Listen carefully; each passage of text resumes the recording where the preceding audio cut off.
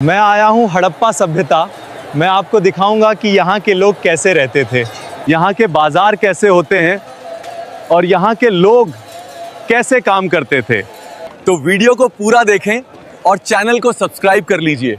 इतिहास की किताबें अक्सर हमें यह सिखाती हैं कि इंसान ने गुफाओं से निकलकर धीरे धीरे बस्तियां बसाईं, फिर गांव बने और हजारों सालों की मेहनत के बाद कहीं जाकर शहरों का निर्माण हुआ। हमें लगता है कि आधुनिक तकनीक, ड्रेनेज सिस्टम, पक्की ईंटों के घर और ग्रिड सिस्टम वाले शहर आधुनिक युग की देन है। लेकिन क्या हो अगर मैं आपसे कहूं कि आज से लगभग 5000 साल पहले, जब दुनिया के ज्यादातर हिस्सों में इंसान जानवरों की तरह जंगलों में भटक रहा था, तब हमारे भारतीय उपमहाद्वीप में एक ऐसी सभ्यता मौजूद थी जो आज के कई स्मार्ट शहरों से भी ज्यादा एडवांस थी। एक ऐसी सभ्यता जिसने दुनिया के पहले फ्लश वाले टॉयलेट्स बनाए। एक ऐसी सभ्यता जिसके पास कोई बड़ी सेना या हथियार नहीं थे, फिर भी उन्होंने एक विशाल साम्राज्य खड़ा किया। और सबसे बड़ी हैरानी की बात, यह पूरी की पूरी सभ्यता अचानक से एक दिन रहस्यमयी तरीके से धरती के नीचे दफन हो गई। आज के इस एपिसोड में हम इतिहास के पन्नों से धूल हटाकर एक ऐसी दुनिया में चलेंगे जिसे हम सिंधु घाटी सभ्यता के नाम से जानते हैं। तैयार हो जाइए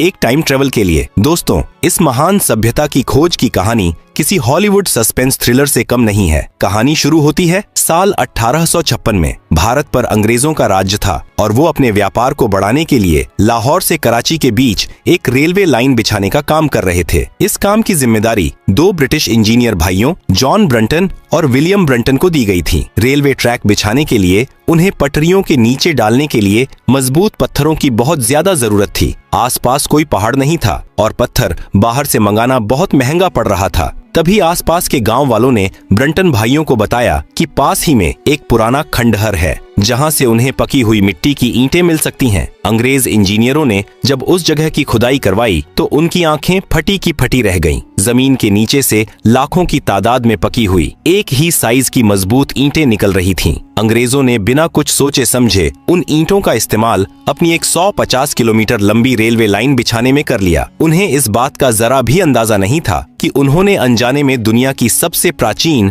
और सबसे महान सभ्यताओं में से एक के अवशेषों को हमेशा के लिए नष्ट कर दिया था। वो जगह कोई और नहीं बल्कि प्राचीन शहर हड़प्पा था। 1920 के दशक में भारतीय पुरातत्व सर्वेक्षण के sir John Marshall, Dayaram Sahni और राखालदास बनर्जी ने जब हड़प्पा और मोहनजोदड़ो यानी मुर्दों का टीला की खुदाई की तो दुनिया के होश उड़ गए। जब इन दोनों जगहों की खुदाई गहराई से हुई तो जो कुछ भी जमीन के नीचे से निकला उसने पूरी दुनिया के इतिहासकारों के होश उड़ा दिए। 24 सितंबर 1924 को सर जॉन मार्शल ने दुनिया की सबसे मशहूर पत्रिका द इलस्ट्रेटेड लंदन न्यूज में एक आधिकारिक घोषणा की। उन्होंने दुनिया को बताया कि भारत का इतिहास 2000 साल पुराना नहीं है, बल्कि हमने एक ऐसी सभ्यता खोज निकाली है जो कम से कम 5000 साल पुरानी है। यह सभ्यता मिस्र और मेसोपोटामिया की सभ्यताओं के ही समकालीन थी, लेकिन क्षेत्रफल में उन दोनों से भी बड़ी थी। आज की तारीख में यह सभ्यता पाकिस्तान, पश्चिमी भारत और अफगानिस्तान के कुछ हिस्सों तक फैली हुई पाई गई है। अब तक इसकी 1400 से ज्यादा साइट्स खोजी जा चुकी हैं, जिनमें से 900 से ज्यादा तो सिर्फ भारत में ही हैं। राखीगढ़ी, धोलावीरा, कालीबंगन, लोथल, ये नाम उस दौर के महानगर हुआ करते थे।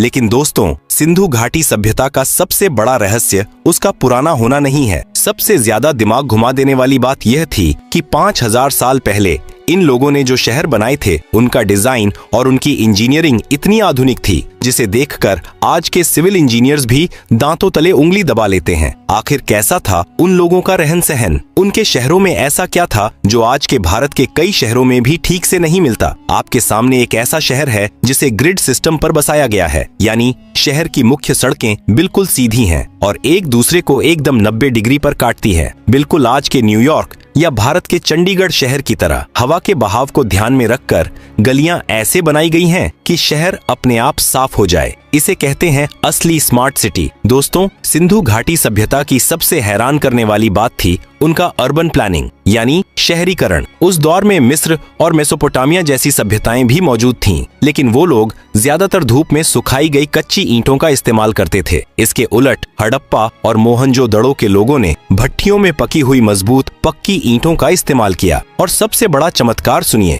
आप इस सभ्यता के किसी भी शहर में चले जाइए, चाहे वो गुजरात का लोथल हो या पाकिस्तान का हड़प्पा, आपको हर जगह ईंटों का साइज बिल्कुल एक जैसा मिलेगा। उनकी लंबाई, चौड़ाई और मोटाई का अनुपात हमेशा 4:2:1 ही होता था। सोचिए, 5000 साल पहले जब न कोई इंच टेप था, न कोई स्टैंडर्डाइजेशन ब्यूरो, तब लाखों किलोमीटर में फैली एक सभ्यता एक ही साइज की ईंटें कैसे बना रही थी? यह आज भी एक बड़ा रहस्य है। लेकिन जिस चीज ने दुनिया भर के वैज्ञानिकों को सबसे ज्यादा चौंकाया वो था इनका सैनिटेशन और ड्रेनेज सिस्टम। आज 21वीं सदी में भी दुनिया के कई देशों में खुले में शौच की समस्या है, लेकिन आपको जानकर हैरानी होगी कि हड़प्पा सभ्यता के लगभग हर घर में अपना एक प्राइवेट बाथरूम और फ्लश वाला टॉयलेट हुआ करता था। जी हाँ, आपने बिल्कुल सही सुना। उनके टॉयलेट्स सीधे जमीन के नीचे बनी नालियों से जुड़े होते थे। लोग पानी डालकर उसे फ्लश करते थे और सारा कचरा कवर्ड नालियों के जरिए शहर के बाहर बड़े गड्ढों में चला जाता था। सड़कों के किनारे पक्की ईंटों से ढकी हुई नालियां बनी थीं और कमाल की बात यह है कि इन नालियों में थोड़ी थोड़ी दूरी पर मैनहोल्स यानी इंस्पेक्शन चैम्बर्स भी बनाए गए थे, ताकि जरूरत पड़ने पर सफाई कर्मचारी ढक्कन हटाकर कचरा निकाल सकें। कूड़ा फेंकने के लिए सड़कों पर डस्टबिन भी रखे जाते थे। साफ सफाई को लेकर उनका जुनून किसी भी आधुनिक समाज से कहीं ज्यादा था। मोहनजोदड़ो में खुदाई के दौरान एक और अद्भुत इमारत मिली, जिसे आज हम द ग्रेट बाथ कहते हैं।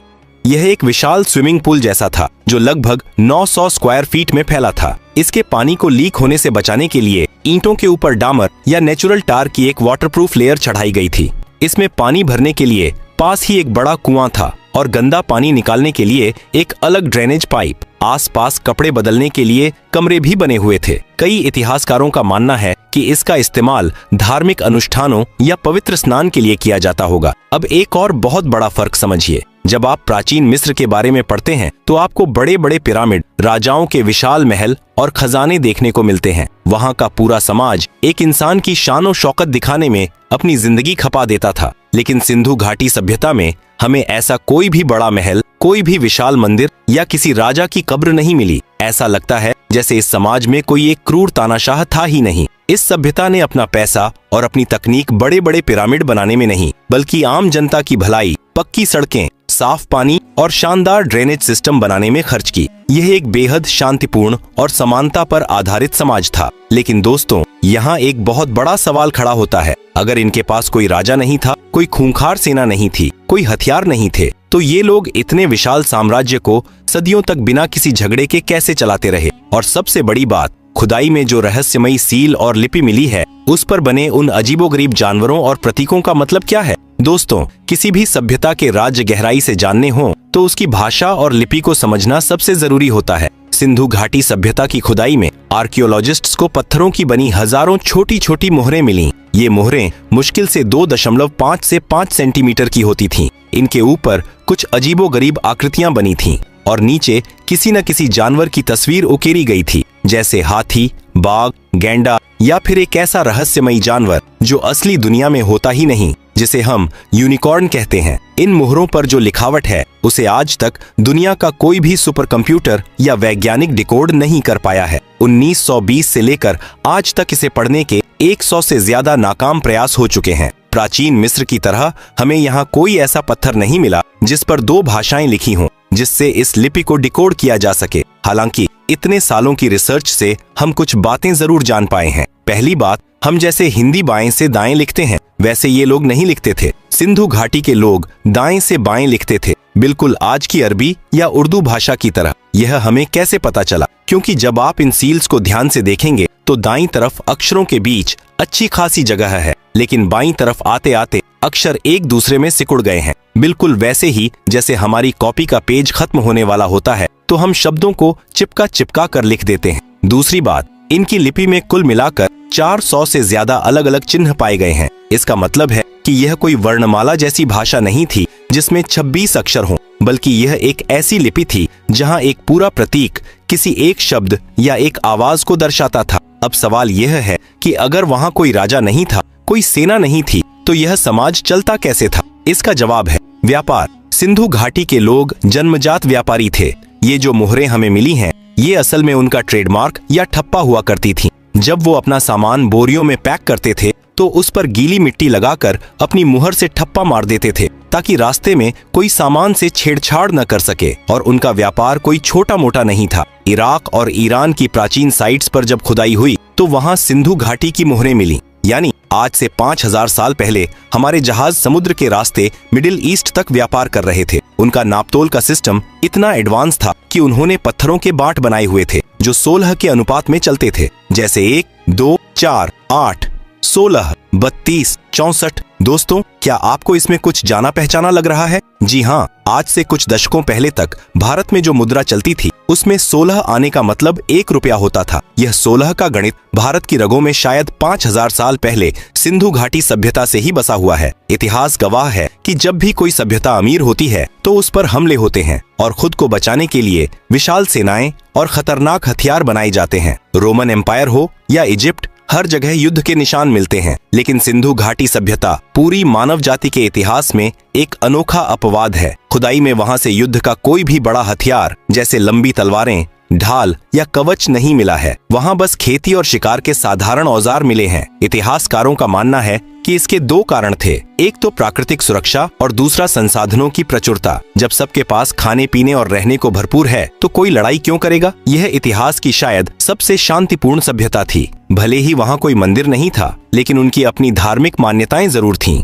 खुदाई में एक बेहद खास मुहर मिली है जिसे सील 420 कहा जाता है। इस पर सींगों वाला एक मुकुट पहने हुए एक व्यक्ति योग मुद्रा में बैठा है। उसके चारों तरफ हाथी, बाघ, गैंडा और भैंसा जैसे जानवर हैं। सर जॉन मार्शल ने जब इसे देखा तो उन्होंने इसे प्रोटोशिवा या पशुपतिनाथ का नाम दिया। पशुपति यानी पशुओं के देवता, जो कि हिंदू धर्म में भगवान शिव का ही एक रूप माने जाते हैं। हालांकि कुछ पश्चिमी इतिहासकार इस पर बहस करते हैं, लेकिन इस बात से इनकार नहीं किया जा सकता कि भारतीय संस्कृति की बहुत सी जड़ें इसी सभ्यता से जुड़ी हैं। दोस्तों, एक ऐसी सभ्यता जो इतनी ज्यादा एडवांस थी, जिसके पास पक्के घर, फ्लश टॉयलेट्स, शानदार ड्रेनेज सिस्टम और इंटरनेशनल व्यापार था, जो बिना किसी युद्ध और मार काट के हजारों सालों तक शांति से फली फूली। आखिर उस सभ्यता को किसकी नजर लग गई? क्यों एक दिन अचानक ये आलीशान शहर वीरान हो गए? क्या कोई भयानक बीमारी आई थी? क्या जलवायु परिवर्तन ने सब कुछ तबाह कर दिया, या फिर किसी ने बाहर से हमला किया था?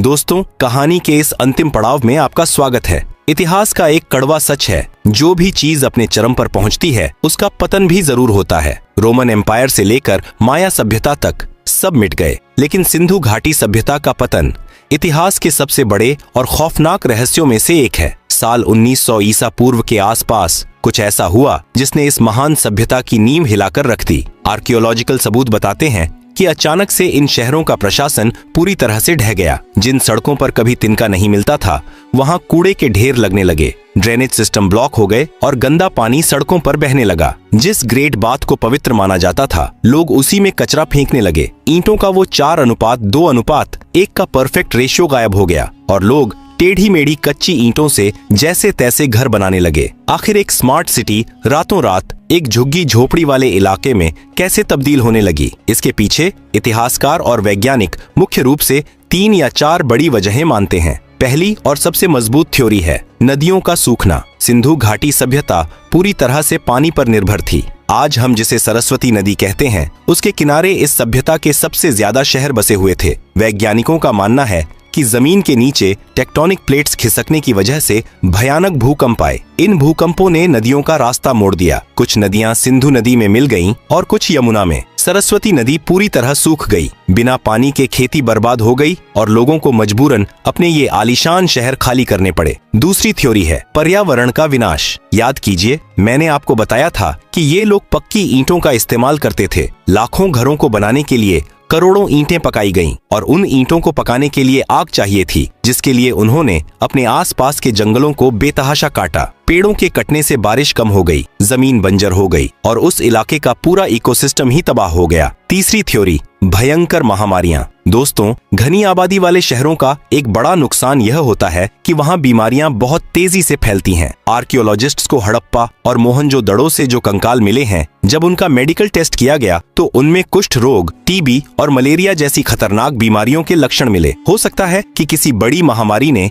इनकी ज्यादातर आबादी को एक झटके में खत्म कर दिया हो, बिल्कुल वैसे ही जैसे हाल ही में कोविड ने तबाही मचाई थी। चौथी और सबसे विवादित थ्योरी आर्यन इन्वेजन थ्योरी। सालों तक पश्चिमी इतिहासकारों ने हमें यह पट्टी पढ़ाई कि इस सभ्यता का अंत आर्यों के आक्रमण की वजह से हुआ। उनका कहना था कि मध्य एशिया से गोरे रंग के आर्यन लोग घोड़ों और रथों पर सवार होकर आए और उन्होंने सिंधु घाटी के काले लोगों को मार काट कर उनकी सभ्यता नष्ट कर दी। लेकिन दोस्तों, आज के आधुनिक विज्ञान और रिसर्च ने इस थ्योरी की धज्जियां उड़ा दी हैं। यह थ्योरी अंग्रेजों ने अपनी औपनिवेशिक मानसिकता के तहत घड़ी थी। अंग्रेज यह मानने को तैयार ही नहीं थे कि जब यूरोप के लोग जंगलों में रह रहे थे तब भारत के काले सांवले लोग इतने एडवांस शहर कैसे बना सकते हैं। इसलिए उन्होंने कह दिया कि यह ज्ञान भी बाहर से गोरे लोगों ने ही ला कर दिया होगा, जबकि खुदाई में किसी भी शहर से युद्ध, किसी बड़े जनसंहार या सामूहिक हथियारों का कोई सबूत नहीं मिला है। यह थ्योरी आज पूरी तरह से